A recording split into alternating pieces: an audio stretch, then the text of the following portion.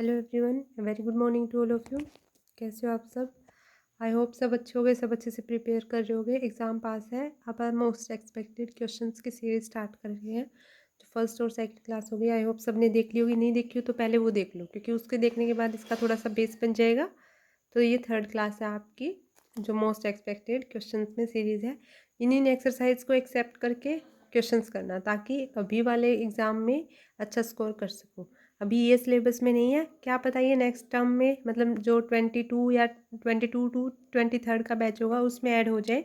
अभी नहीं है, अभी नहीं है तो एक बार स्किप कर सकते हो।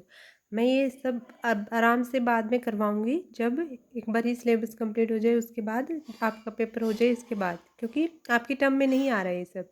लेकिन आपके लिए आगे के लिए बेनिफिशियल है। 11th में आप ये नहीं बोल सकते, +1 में जाके ये नहीं बोल सकते कि हमारे सिलेबस से डिलीट था। बेटा जो चीज़ बेसिक में है वो तो करनी पड़ेगी आप सबको, है ना। तो ये वाली चीज़ अभी स्किप कर देना। आज आपके लिए है एक इम्पोर्टेंट बात जो लास्ट में होगी, तो प्लीज़ वीडियो को लास्ट तक देखना। बिफोर स्टार्ट द क्लास मैं मेरे बारे में बता देती हूँ। मैंने 12th में ब्लॉक टॉप किया है। मास्टर्स मेरे मैथमेटिक्स में है। बैचलर्स में मेरे पास BSc नॉन मेडिकल था। मैं टॉप 1% में सिलेक्टेड हूँ बाय गवर्नमेंट। तो आप मेरे ऊपर ट्रस्ट करके अपनी प्रिपरेशन बहुत अच्छी बना सकते हैं। 100 आउट ऑफ 100 की श्योरिटी मैं ले रही हूँ। आराम से आएंगे, डेफिनेटली आएंगे, अगर आपने अच्छे से रिवीजन किया। रिवीजन करने का तरीका बहुत बार बता दिया है, एक बार फिर से बता देते हैं। जो भी आपने क्लास देखी उसको 4-5 मिनट रिवाइज कर लो, क्या क्या पढ़ा, क्या क्या सीखा उस क्लास से। जब भी नेक्स्ट क्लास लो, जैसे अभी ये क्लास देख रहे हो, तो उससे पहले जो पिछली क्लास में क्या क्या हुआ है वो पहले से पता हो। नहीं देखी हुई है तो प्लीज़ वीडियो देख लेना। फर्स्ट और सेकंड क्लास मैंने नंबरिंग करके डाल रखी है। उसका रीज़न यही है ताकि आप वो क्लास ज़रूर देखें जो आपके पेपर में एक्सपेक्टेड है, जहाँ से क्वेश्चन बन सकता है। और आज के लिए मैंने बताया ना, तो आज के लिए आपके लिए 4 मार्क की क्लास जो लास्ट में बताऊंगी मैं, कि हाँ यहाँ से 4 नंबर पक्के आने ही आने हैं। तो आपके लिए 4 मार्क्स एक्सपेक्टेड में मैं बताऊंगी कहाँ से आएंगे। जो मैंने अभी सीरीज स्टार्ट कर रखी है वो किसकी अकॉर्डिंग कर रखी है? वो कर रखी है सेकंड, थर्ड, फोर्थ, फिफ्थ भी हो सकता है। अगर 7th को स्किप करना चाहो तो 7th को एक बार स्किप कर सकते हो, लेकिन ईजी सा चैप्टर बन जाएगा 14 और 15। अगर सिर्फ इन चैप्टर्स को करोगे तो ये 41 मार्क्स के हो जाएंगे और आप 30 में पास हो रहे हो। 30 में पास हो रहे हो, ये 5-4 का आपा वो लेके चल रहे हैं कि क्या पता इधर हो जाए या उधर हो जाए, मतलब आगे भी बढ़ जाए 4-5 और 4-5 कम भी हो जाए, तो अपना पेपर तो आराम से आपा पास करने का जाएंगे।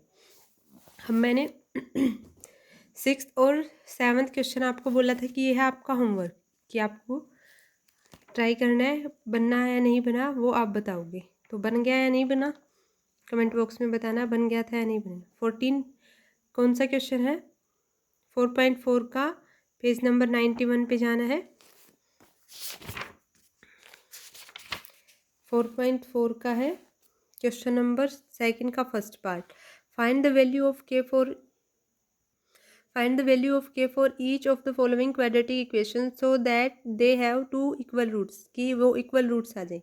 कब आते हैं इक्वल रूट्स? आज बनाते हैं क्वेश्चन। मैंने सब कुछ पहले से ऑलरेडी ये वीडियो बना के डाल रखी है। किसी को किसी भी चैप्टर में डाउट है तो प्लीज़ वीडियो को देख ले। सारी क्वेश्चन सीरीज़ में है, हर एक क्लास की, हर एक एक्सरसाइज की। जो अभी सिलेबस में है वो हर एक क्वेश्चन आपको वीडियो में ज़रूर मिलेगा। जो अभी सिलेबस में नहीं है वो नहीं है।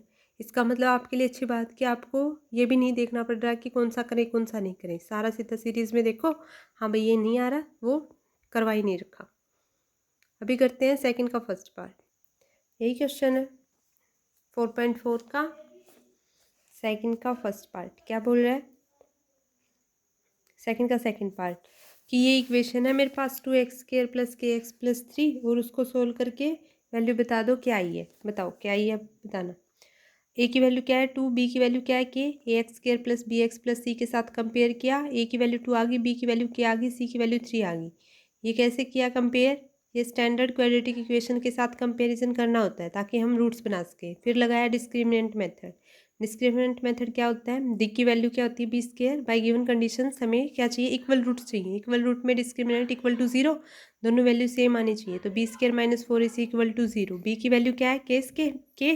के का कर दिया स्केयर, -4 इंटू ए की वैल्यू क्या है 2, सी की वैल्यू है 3, तो 4 इंटू 2 इंटू 3 24 हो गया ये। तो के स्केयर = 24। के को सोल्व किया तो अपने पास आ गया रूट +- ऑफ रूट 2√6। दो दो इक्वल ये रूट्स आ गए हैं जो अपने को चाहिए थे। उन्होंने ये बोला था कि के की वैल्यू बता दो।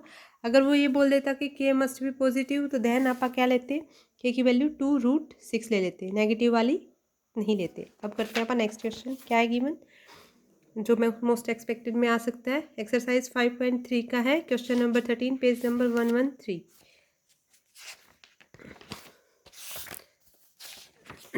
क्वेश्चन नंबर 13 क्या बोल रहा है, find the sum of the first 15 multiples of 8। 8 के 15 मल्टीपल, मतलब 8 एक है तो 8 गुना 2 16, मतलब 8 है 16 है, ऐसे ही अगला क्या होगा 24, ऐसे ही 15 तक की सीरीज़ का सम पूछा है उसने।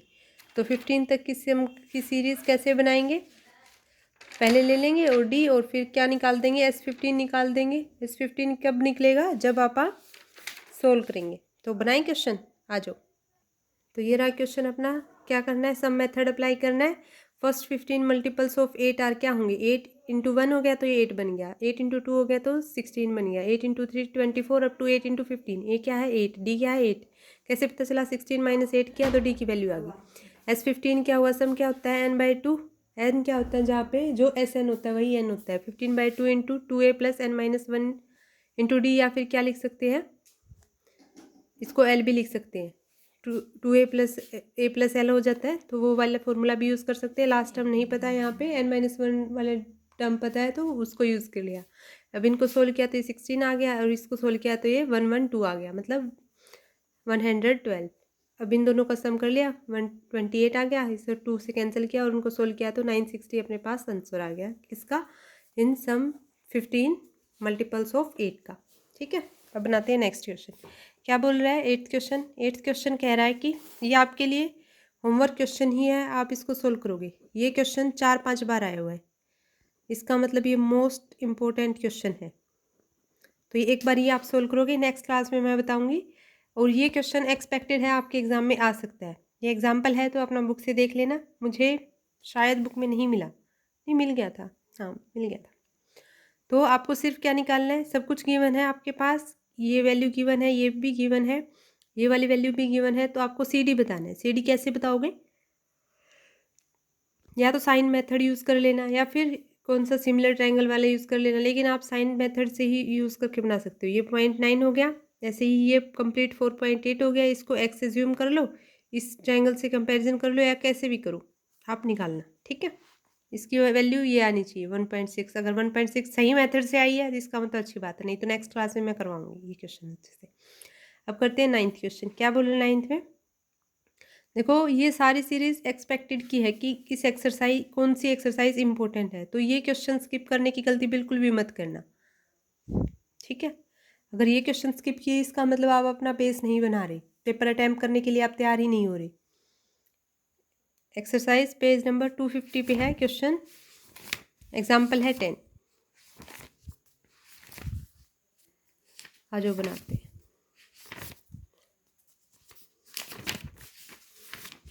ये आ गया 250 का पेज, और क्वेश्चन क्या बोल रहा है, एग्जाम्पल 10 करना है। A copper rod of diameter 1 centimetre and length 8 centimetre is drawn into a wire of length 18 metre of uniform thickness, find the thickness of the wire. अच्छा, वॉल्यूम ऑफ द रोड क्या होता है बताना, πr² into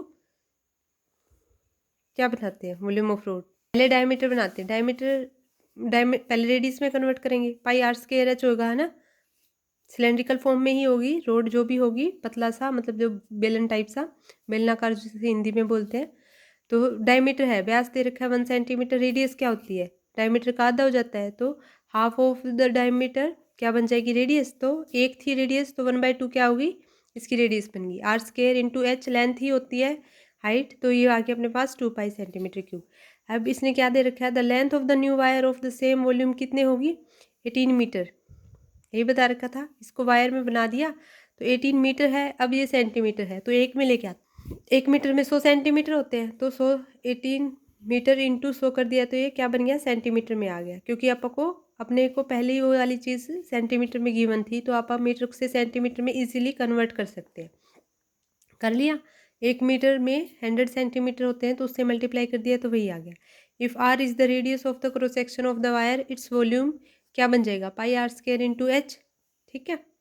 और यहाँ पे जो वो जो लेंथ वॉल्यूम की कितनी होगी क्रॉस सेक्शन एरिया के अकॉर्डिंग, ये होगी 1800 सेंटीमीटर, और वो किसके इक्वल है, वॉल्यूम ऑफ द रोड के इक्वल है। यहाँ से आर की वैल्यू आ जाएगी जो न्यू वाली आई है। So the diameter of the cross sections, the thickness of the wire is 1/15 centimetre.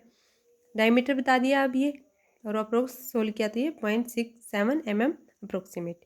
इसी सा क्वेश्चन है, एक्सपेक्टेड है। सिर्फ क्या किया है, कॉपर वायर थी, डायमीटर ये था और लेंथ ये थी, उसको वायर में कन्वर्ट कर दिया जिसकी लेंथ इतनी बना दी।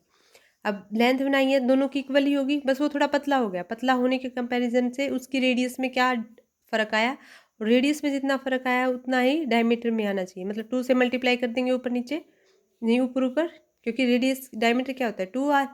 तो अगर रेडियस है अपने पास तो डायमीटर बना सकते हैं, इजीली बन जाएगा। तो आ गया अपने पास diameter of cross section. Easy सा क्वेश्चन था।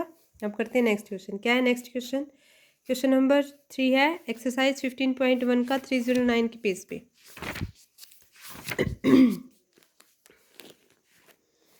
Question number 13, a die is thrown once, find the probability of getting a prime number, a number lying between 2 and 6 and odd number।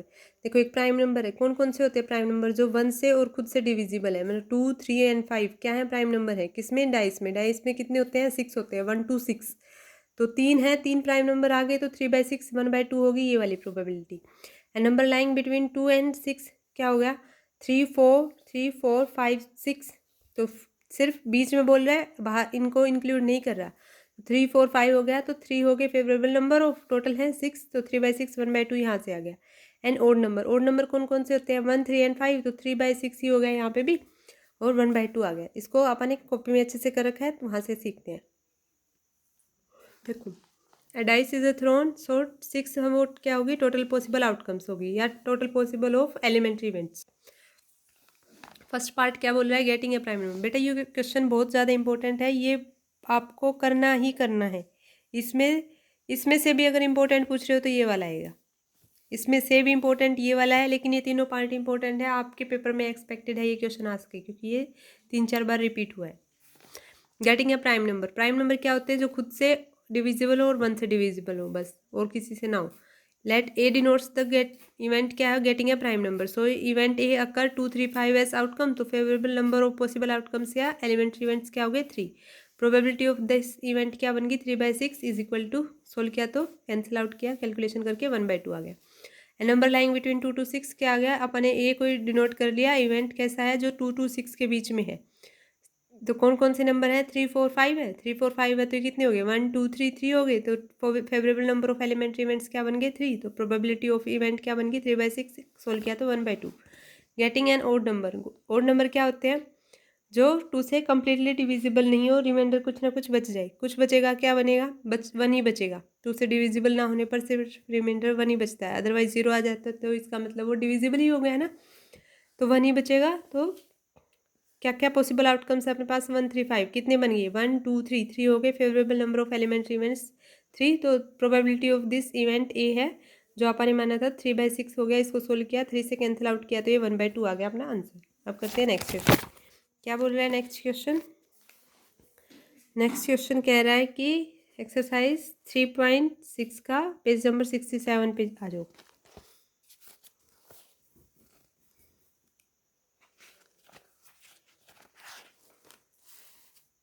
ये पेज नंबर जो हैं ये English medium की book के according है, तो हिंदी मीडियम वाले प्लीज़ अपनी जो क्वेश्चन और एक्सरसाइज है तो उसको नोट कर लो, ठीक है।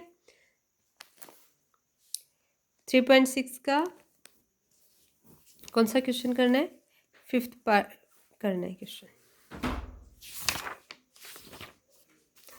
ये वाला क्वेश्चन है 7x - 2y is equal to 5xy और 8x + 7y upon xy is equal to 15। Method कौन सा करना है, reducing them pair to linear equations. देखो ये वाला क्वेश्चन है 7x - 2y अपॉन में xy is equal to 5, 8x + 7y upon xy is equal to 15। इसको ये वाली इक्वेशन है, xy को इस तरफ ले आओ ताकि आप रिड्यूस कर दें, या सिर्फ इसको उस तरफ लेके भी ना जाओ, 7x के नीचे अलग सेपरेट कर दो, क्योंकि एलसीएम होता है वो दोनों के नीचे होता है, दोनों के नीचे ही है, बस अलग अलग कर दिया। तो 7/y हो गया और 7x अपॉन में xy हो गया माइनस ऑफ 2y अपॉन में xy हो गया इज इक्वल टू 5। ऐसे ही इस इक्वेशन से अलग अलग कर लिया। यहाँ से x कैंसिल, y से y वाली चीज़ कैंसिल। तो ये क्या आ गया अपने पास, 7/y minus of 2/x is equal to 5। यहाँ से आ गया 8/y plus 7/x is equal to 15। तो अगर आप देखो ये सिर्फ कैलकुलेशन को इजी करने के लिए इसे u और v एज्यूम कर रहे हैं, नहीं तो आप अदरवाइज ऐसे ही भी सोल्व कर सकते हो, u v की जगह कुछ भी ले सकते हो, क्योंकि आपको सोल्व करना है अल्टीमेटली। अगर 2 आंसर आ जाएगा तो उसको 1/2 लिख देंगे, अगर v की वैल्यू 3 आ गई तो उसको 1/3 लिख देंगे, बस इतना सा काम है। तो अपने पास यहाँ पे 7 of v minus of 2u is equal to 5, 8 of v plus 7u is equal to 15। अब इन दोनों को सोल्व करना है, कैसे भी सोल्व कर लो, बाय सब्सटीट्यूशन कर लो, बाय एलिमिनेशन, कहीं कुछ भी नहीं दे रखा, सिर्फ क्या करना है, सोल्व करना है लीनियर इक्वेशंस को, कुछ भी नहीं दे रखा, अपनी मर्जी से एलिमिनेशन मेथड लगा लिया। एलिमिनेशन मेथड में क्या होता है, एक को एलिमिनेट ही कर देंगे, मतलब जैसे यहाँ पे 2 और 7 से मल्टीप्लाई कर तो 14 हो गया, ऐसे यहाँ पे 7 था तो 2 से मल्टीप्लाई कर दे 14, तो u से u कैंसिल हो जाएगा, तो v की टर्म में आ जाएगी। उसको सोल्व किया, ऐड कर दिया दोनों इक्वेशंस को, तो v की वैल्यू आ गई 1। अब पुट v की वैल्यू 1 को इक्वेशन 2 में किया तो u की वैल्यू आ गई 1। अब 1/x क्या था, u था, अब x की वैल्यू क्या होगी, 1/1 हो जाएगा, तो x की वैल्यू 1 आ गई, ऐसे ही y की वैल्यू भी 1 आ जाएगी। इजी सा क्वेश्चन है लेकिन एक्सपेक्टेड है, 2 बार ये रिपीट हुआ है तो ये मोस्ट इंपॉर्टेंट में है। और ये वाली भी एक्सरसाइज भी मैंने एक्सपेक्टेड में बताई थी, तो 3.6 को बिल्कुल भी स्किप मत करना, ना ही एग्जाम्पल ना ही एक्सरसाइज का कोई भी क्वेश्चन, ठीक है। अब करते हैं आप 12 क्वेश्चन क्या बोल रहा है, एक्सरसाइज 4.1 पेज नंबर 74 पे जाना।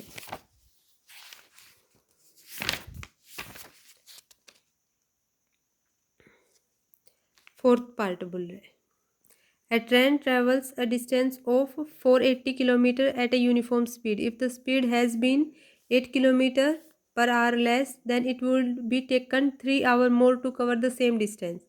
तो आपको इक्वेशन बनानी है और उससे स्पीड बतानी है ट्रेन की। डिस्टेंस क्या होती है, स्पीड इनटू टाइम होती है, क्या होता है फॉर्मूला बताना कमेंट बॉक्स में।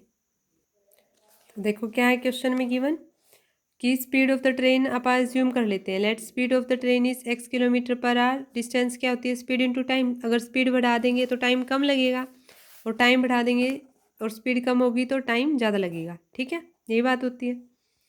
तो आपको निकालना क्या है, टाइम निकालना है ना, टाइम निकालना है, बस क्वाड्रेटिक इक्वेशन बनानी है, सॉल्व कर कैसे भी करो, कुछ भी करो। उन्होंने बोला है कि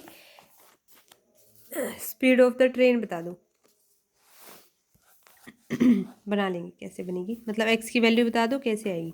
time taken to cover 480 kilometre को कैसे लिखेंगे, इसको 480 किलोमीटर क्या हो गया, डिस्टेंस अपन स्पीड क्या ली है, और टाइम टेकन निकालने टी निकाल रहे हैं, तो डी अपॉन में एस इसी फॉर्मूले से निकाला है, डी अपॉन में एस कर दूंगी, टी की वैल्यू आ जाएगी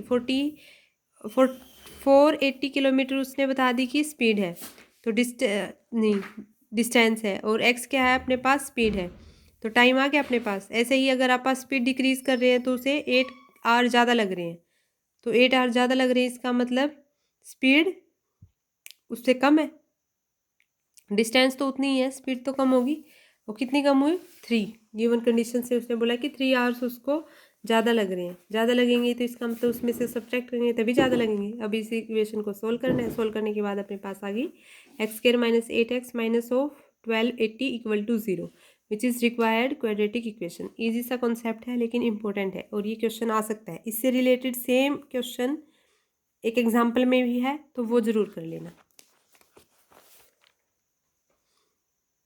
ये हो गया 11.1 का क्वेश्चन नंबर फर्स्ट। अभी मैंने ये वाला चैप्टर नहीं करवाया है तो एक बार के लिए स्किप कर दी, इम्पोर्टेंट है, एक ही क्वेश्चन है।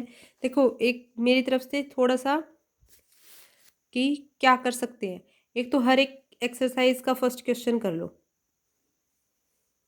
हर एक एक्सरसाइज का फर्स्ट क्वेश्चन इम्पोर्टेंट होता है वो, और वो ज़्यादा इजीली बन जाता है अदर के कंपैरिजन में, क्योंकि आप नया नया सीखते हैं। तो हर एक एक्सरसाइज का फर्स्ट क्वेश्चन कंपलसरी है, जो मोस्ट एक्सपेक्टेड चैप्टर्स बताए हैं उनमें तो हर एक एक्सरसाइज का फर्स्ट क्वेश्चन करना ही करना है। उन चैप्टर्स को में से कुछ भी स्किप मत करना, ना ही एग्जाम्पल ना ही कुछ और, क्योंकि अगर उनमें से स्किप कर दिया तो पास होने की प्रोबेबिलिटी आपकी कम हो जाएगी, ठीक है। मैं चाहती हूँ सबका अच्छा स्कोर है। ये वाला क्वेश्चन करेंगे आप बाद में। अब करते हैं 14 का एक्सरसाइज 14.3 और एग्जाम्पल है 8 और पेज नंबर है 284 के ऊपर।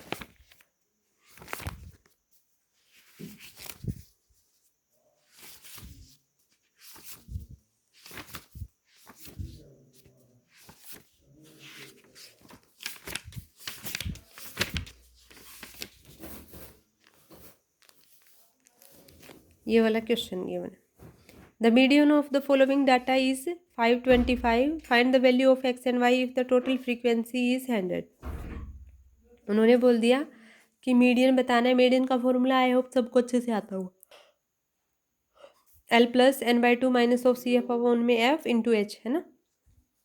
देखो इस चैप्टर में 14 वाले चैप्टर में बेटा देखो सारी एक्सरसाइज है तो वैसे इंपॉर्टेंट, लेकिन जो मुझे एक्सपेक्टेड लग रहे हैं वो क्वेश्चंस मैं इसलिए बता रही हूँ क्योंकि वो उनके चांसेस बहुत ज़्यादा हैं। आपको इस बात का तो पता ही है कि इतना तो टीचर्स को भी पता चल जाता है कि कौन सा क्वेश्चन एक्सपेक्टेड है कौन सा नहीं है। 14 के चैप्टर में अगर आप मीन वाली एक्सरसाइज तो आपको करनी ही करनी है। 14.1 आप बिल्कुल भी स्किप नहीं कर सकते। उसके साथ अगर आप मोड वाली करना चाहो तो आपकी मर्ज़ी है, अगर आप मीडियन वाली करना चाहो तो आपकी मर्ज़ी है, लेकिन 14.1 कंपलसरी। 14.2 और 14.3 में चॉइस रख सकते हो क्योंकि क्वेश्चन और में आएगा। 4 या 6 मतलब 4 या 6 मार्क का आपका क्वेश्चन आएगा, 4 या 6 का, तो आप उसमें चॉइस रख सकते हो। मीन से कंपलसरी आया तो मोड वाले से नहीं आएगा या फिर मीडियन वाले से नहीं आएगा, लेकिन मीन की श्योरिटी है कि मीन से पक्का आ जाएगा। अगर बाई चांस आप मीन और मोड 2 करके जा रहे हैं, मीडियन से क्वेश्चन आ गया तो एक अपना क्वेश्चन आराम से अटैम्प्ट हो जाएगा। उतना ही चाहिए आपको, इतना ज़्यादा नहीं करेंगे क्योंकि वो एक एक्स्ट्रा देते हैं ना कि अथवा में क्वेश्चन है, यानी ये वाला कर दो या फिर ये वाला कर दो, तो किसी उन दोनों में से कोई एक करना होता है। तो मीन वाली एक्सरसाइज अच्छे से कर लो क्योंकि उसके बिना 14.2 नहीं होनी, ना ही 14.3 होनी। तो मीन वाली कर लो और मोड या मीडियन में से जो भी अच्छा लगे वो कर लो। ईजी मोड वाली है, ईजीली बन जाती है। कम्युलेटिव फ्रीक्वेंसी में आप फ्रीक्वेंसी एक डिक्रीज नहीं करते तो क्वेश्चन नहीं बनता। करें ये वाला क्वेश्चन। देखो क्या दे रखा है, मीडियन दे रखा है डाटा का 525 और एक्स और वाई की वैल्यू बतानी है। फ्रीक्वेंसी का सम है 100, मतलब इन सबको जोड़ेंगे तो 100 आएगा एक्स प्लस वाई के साथ। तो बनाते हैं आप कम्युलेटिव फ्रीक्वेंसी में। ये सब कुछ पीछे वाले टेबल से। कम्युलेटिव फ्रीक्वेंसी में 2 HTs, 2 + 5 किया 7, 7 + x, फिर ऐसे ही 19 + x हो गया, ये 36 + x हो गया। अगली वाले में ऐड करते जाओ, 20 में 36 + x किया तो 56 + x हो गया। ऐसे ही y ऐड कर दिया, 9 ऐड कर दिया 65 + x + y। ऐसे ही 7 ऐड कर दिया तो 72 + x + y। ऐसे ही 4 ऐड कर दिया 76 + x + y। It is given that n is equal to 100, तो मतलब लास्ट वाली टर्म का जो सम है वो 100 है, तो उससे सोल्व करें इक्वल करेंगे तो 100 हो जाएगा। तो 76 + x + y is equal to 100। ये इस तरफ लेके आए तो 100 - 76 बन गया 24। मीडियन क्या है इसका 525 मीन्स फॉर्मूला है। अब आपको बतानी कौन सी है, 525 है ना। तो अगर आप बीच वाली टर्म ले लेते हैं, बीच वाली टर्म कौन सी है, यहाँ से 1 2 3 4 5 6 7 8 9 10, 10 है, 5 4 नीचे छोड़ दी, तो कोई एक ले लेते हैं। 500 और 600 वाली सीरीज़ ले लेते हैं अपने अकॉर्डिंग, कुछ फ़र्क नहीं पड़ता इससे, आंसर सेम ही आएगा। तो अपन ने जो लास्ट टर्म थी वो ले ली 500, ऐसे ही। और किसके पास ज़्यादा पड़ रही है, अब n आ गया अपने पास 100, n/2 करेंगे तो 50 आएगा। 50 के पास क्या पड़ना है, 50 के पास 56, इससे ये तो कम में चला जाएगा। ये 50 के पास से ज़्यादा वाली लेंगे, 50 से ज़्यादा वाली, तो 56 + x वाली ज़्यादा प्रोबेबिलिटी है। तो लास्ट टर्म होगी अपने पास, last limit of median class क्या होगी 500। फ्रीक्वेंसी इसकी क्या है 20, और कम्युलेटिव फ्रीक्वेंसी एक प्रीसीडिंग लेते हैं तो 36 + x आ गया। तो 36 + x वाली ले ली, लेकिन माइनस बाहर था तो वो 36 - x। f अपने पास 20 आ गया था, n/2 किया तो 50 आ गया था। l अपने पास 500, lower limit of this median class. 525 median given था। h कितना है, h कैसे बनाते हैं, 100 - 0 100 हो गया, 200 - 100, ऐसे ही सबका क्या करेंगे, h सेम हो जाएगा, 100 हो गया। इसको सोल्व किया तो 525 - 500 is equal to 14 - x into 5, तो 25 is equal to 70 - 5x, 5x is equal to 70 - 25। x की वैल्यू आ गई 9। अब x की वैल्यू 9 आ गई है तो कोई एक इक्वेशन अपने पास थी x + y is equal to 24, तो यहाँ से y की वैल्यू आ गई 15। ठीक है, अब दोनों की दोनों अपने पास वैल्यू आई गई है, तो ये क्या बन गई अपनी, जो उन्होंने बोला था कि उनकी वैल्यूज़ निकाल दो, तो आपने फाइंड x और y की वैल्यू निकाल दी है। x की वैल्यू क्या आई है अपने पास 9 और y की वैल्यू आई है 15। देखो क्वेश्चन एग्जाम्पल हैं आपके, एक्सपेक्टेड हैं, तो प्लीज़ उनको स्किप मत करना किसी भी कंडीशन में। और जो मोस्ट इम्पोर्टेंट एक्सरसाइज बताई हैं उनकी तो बिल्कुल भी नहीं।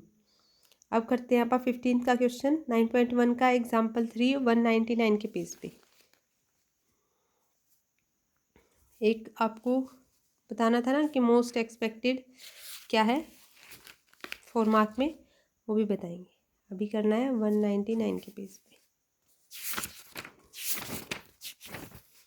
Example 3 An observer 1.5 meter tall is 28.5 meter away from a chimney. The angle of the elevation of the top of a chimney from her eye is 45 degree. What is the height of the chimney? देखो सब कुछ given है। ये है 1.5, ये complete है। C B क्या दे रखा है 28.5। 28.5 से उसने चिमनी की तरफ देखा 45 एंगल के साथ, और 1.5 मीटर टोल है, तो ये वाली चीज़ कितनी बच गई, यही बतानी है आपको। Here A B is the chimney. क्या देखो जो भी आपने लिखा है, जो भी बनाया है उसको आप लिखेंगे वर्डिंग में अपने पास। A B is the chimney, C D is the observer, angle of A D E is the angle of elevation. In the case A D is the triangle, right angle triangle है वो E के ऊपर, E के ऊपर right angle triangle है। And we are required to find the height of the chimney. A B is equal to A E plus B C. A B क्या बनेगा, A E plus of B E बन जाएगा, E B बन जाएगा, तो ए E plus of ये वाली distance कितनी है 1.5 मीटर टोल गर्ल बताया था, 1.5 मीटर टोल बताया था, बस गर्ल वगैरह कुछ नहीं था, तो 1.5 हो गया। डी की वैल्यू क्या है और सी बी की वैल्यू क्या है, सेम है, सेम कितनी है 28.5। तो आप ए की या किसकी वैल्यू निकालनी है, what is the height of the chimney, तो आप ए की वैल्यू निकालना चाहते हैं, तो ट्रिग्नोमेट्री रेशियो अप्लाई करेंगे। कौन सा करें, ये एंगल है ये 90 का है, इसका मतलब ये बेस बन गया, और ये निकालना है क्या बनेगा, ये बेस बन गया, और एंगल के सामने क्या होता है, इसके सामने तो हो गया हाइपोटेन्यूज, तो ये बन गया परपेंडिकुलर। तो पी अपॉन में बी, पाकिस्तान भूखा प्यासा हरियाणा हरा भरा, मतलब tangent of 45, A E upon में डी, ए की वैल्यू चाहिए, डी की वैल्यू 28.5 है, तो 28.5 ही आ गया अपने पास ए की वैल्यू। आपको चाहिए क्या थी, height of the chimney, height क्या है complete, A E plus of E B, E B की वैल्यू क्या है 1.5, तो ए बी की वैल्यू क्या हो जाएगी A E plus of E B, तो 28.5 प्लस 1.5 मीटर, तो 30 मीटर अपने पास आ गई हाइट। 0.5 में 0.5 ऐड किया तो 29 बन गया, 1 अलग था तो 30 बन गया, तो 30 मीटर अपने पास आ गई हाइट। अब मैंने बताया था कि एक मोस्ट एक्सपेक्टेड एक्सरसाइज बतानी है आपको, है ना, तो एक बार वो बताते हैं। देखो सब टाइप के बच्चे हैं जो ये चाह रहे हैं कि हम 100 आउट ऑफ 100 भी लेके आए, और सब टाइप के मतलब कुछ ऐसे भी हैं जो ये चाह रहे हैं कि एक बार पास होने का कर ले। मैं दोनों को साथ में लेके चल रही हूँ, 3-4 क्लासेस में आप पास हो जाओगे, फिर उसके बाद में अपना 100 आउट ऑफ 100 के सोचेंगे, है ना। देखो बेटा थोड़े मार्क्स सोचेंगे तो थोड़े ही आएंगे, ज़्यादा सोचेंगे तो ज़्यादा आएंगे, है ना। तो आपके लिए एक्सरसाइज है कौन सी 1.3,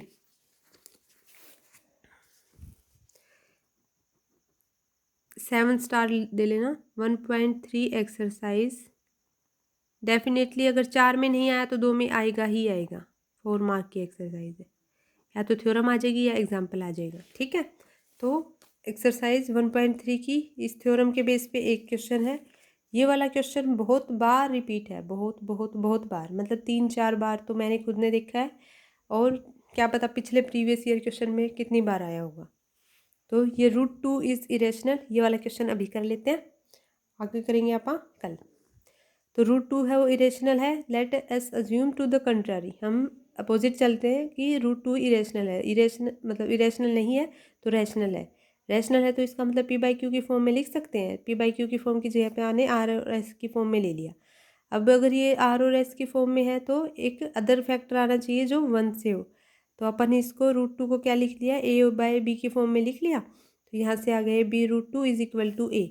अब इसकी स्क्वेयरिंग कर दी, 2b square is equal to A square आ गया। अब यहाँ पे 2 डिवाइड्स कर रहा है ए स्केयर को, लेकिन ये तो हो ही नहीं सकता, क्योंकि मैंने बताया था कि एक प्राइम नंबर है, प्राइम नंबर डिवाइड्स कर रहा है ए स्केयर को, तो पी डिवाइड्स करेगा ए को, तो पॉजिटिव इंटीजर होगा। लेकिन वी कैन राइट ए, अगर इसको पी डिवाइड्स कर रहा है ए स्केयर को तो पी डिवाइड करेगा ए को, ऐसे ही अगर बी स्केयर डिवाइड कर रहा है 2 डिवाइड कर रहा है ए को तो ए इज इक्वल टू कोई 2c ले लेते हैं, तो उसकी स्केयरिंग कर ली, तो 2b² is equal to 4c², तो b² की वैल्यू आ गई 2c²। इसको सोल्व किया, 2 से 2 कैंसिल कर दिया।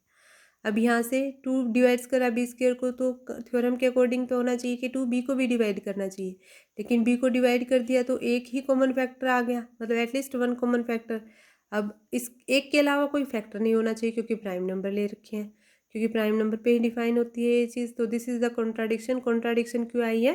क्योंकि आपने ने √2 को रैशनल ले लिया था, बल्कि √2 क्या था? एक इरेशनल नंबर था। ठीक है। एक्सरसाइज 8.2 का 8.4 का ये आपकी एक्सरसाइज बहुत इंपॉर्टेंट है। मैंने क्लास में भी कल आपको अच्छे से बताया था कि एक्सरसाइज 8.4 का 5th पार्ट अच्छे से करके जाना। 5th के जितने भी पार्ट हैं उनको चाहे घोट के पियो, चाहे कुछ भी करो, बट करके जाना ही जाना है। तो ये वाला आपका बन गया होमवर्क। कल करेंगे कंटिन्यू। मिलते हैं नेक्स्ट क्लास में। आई थिंक आप सबको ये सीरीज़ अच्छी लग रही होगी। किसी को मतलब जिसको भी अच्छी लग रही है प्लीज़ शेयर करें, सब्सक्राइब करें चैनल को। अगर कोई कमी लग रही है तो प्लीज़ आप कमेंट बॉक्स में बता सकते हैं। ऐसी कोई बात नहीं है कि मुझे बुरा लगेगा या कोई बात होगी। अगर आपको सच में कोई कमी लग रही है तो आप बता सकते हैं। अगर अच्छा लग रहा है कंटेंट, और ये होप है कि अगर मैम के साथ प्रिपेयर करेंगे और ऐसे ही अगर मैम कंटिन्यू में क्लासेस लेती रहें, तो प्लीज़ आप कमेंट बॉक्स में बताएं ज़रूर कि हाँ अच्छी है या अच्छी नहीं है, या ऐसे ही सीरीज़ कंटिन्यू में चाहिए या नहीं चाहिए। अगर नहीं चाहिए तो फिर बनाने का फ़ायदा ही नहीं है। तो आप बोल सकते हो कि नहीं चाहिए तो नहीं बनाएंगे क्लासेस। ठीक है, मिलते हैं नेक्स्ट क्लास में। आई होप सबको अच्छा लग रहा होगा, सबको अच्छे से समझ में भी आ रहा होगा। Thank you so much for watching and listening me. आपके कॉन्टैक्ट में कोई 10th 11th 12th में प्रिपेयर कर रहा है तो प्लीज़ उसको इन्फॉर्म कर दे चैनल के बारे में। मिलते हैं नेक्स्ट क्लास में। अभी करते हैं बाइंड अप। Okay bye.